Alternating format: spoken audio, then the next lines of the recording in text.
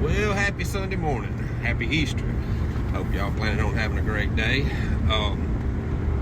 Had a little second thought I had on my mind yesterday I started to speak on, and it was actually, what I'm going to talk about today was actually my scripture. There's a good looking gal right there. It's my wife, folks. She's getting gas. But still, she's good looking. But my scripture, she's going to kill me. Love you, babe.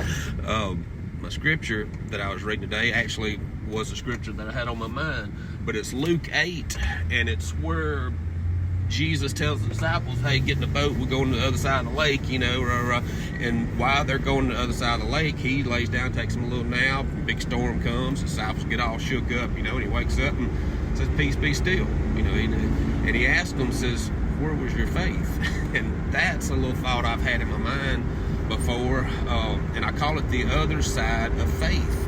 Anybody can say they got faith when things is going good, but boy, when the water starts getting in the boat, or the winds and the waves are crashing, it's where's your faith then? That's actually when you need faith, and you need to stand up and tell your troubles, peace, be still.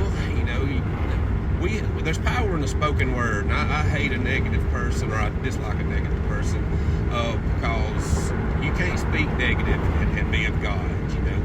There's power in our words. Y'all remember that. And don't be afraid to live on the other side of faith. That is where you learn who God really is, and not just the God that your grandmama told you about. So, he becomes real. So yeah, on this Easter morn, he's alive. He's well. And he wants to dwell in you, and he wants to prove himself to you. So yeah, learn to live on that other side of faith. Not just clap your hands for Jesus. Let's live this thing, folks. Be an encouragement to somebody. Love y'all. Have a great day.